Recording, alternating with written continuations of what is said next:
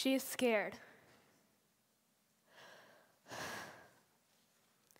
Breathing heavily, trembling, and desperately searching for a hiding place. Anything to obscure her location. She knows she is in danger. As she clutches the fall of her sari, she twists it, dreading the moment when her husband and his family return home. How many of you have heard of the term bride burning? I had only heard it myself a few times, and I really didn't know what it meant.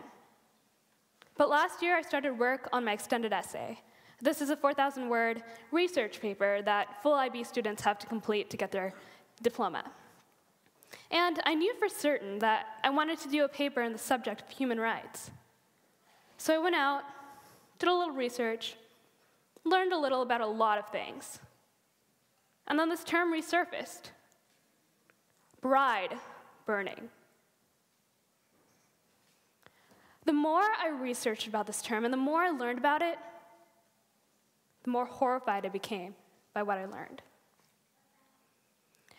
Bride burning is a social phenomenon that's just as atrocious as it sounds. It exists in many East Asian countries, such as Bangladesh, Pakistan, and India. It affects many societies all over the world. Bride burning refers to dousing a new bride in kerosene and setting her ablaze due to insufficient dowry payments. In societies like ours, we really don't think about dowry at all. It's just something that doesn't seem real to us, doesn't affect us at all. But for many people all across the world, dowry is all too real. Dowry refers to the gifts or payments that a bride's family gives to the groom's family at the time of marriage.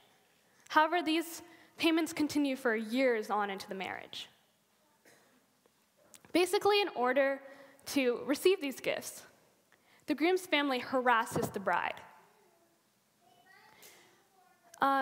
They harass the bride. Basically, they verbally and physically abuse her with threats, beatings, and other violence until they get what they want. Now these brides are left defenseless. In 2010, in India alone, 8,391 young women lost their lives to dowry-related incidents. And for every single reported case, there are countless others that go unreported. Now, how can any modern-day society possibly allow such a heinous act to continue? The answer lies in something called the superiority complex.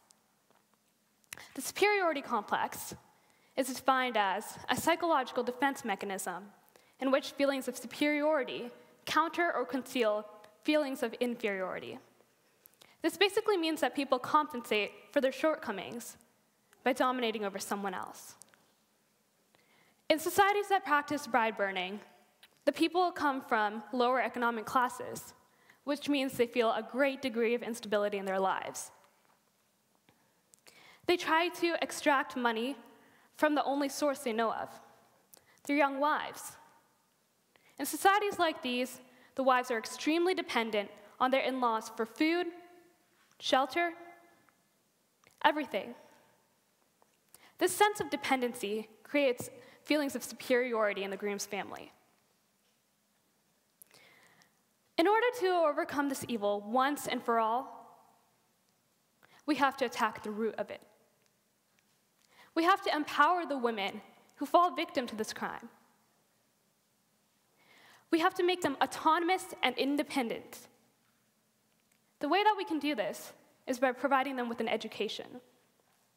Through an education, they can obtain stable careers, and they can build lives for themselves on their own. We have the power. We have the voice. We can make a difference in their lives. They can't. Moments are constantly slipping out of our reach. they're constantly slipping out of our reach. And once they're gone, we can never get them back. So we need to take advantage of every moment. Every moment is important. We need to make our voice in the world. We need to channel our passions and inform the world about our causes. We can make a change in millions of lives just by starting this. So today, I encourage every single one of you to go out there, seize the moment, and discover the cause that you are fighting for. Thank you.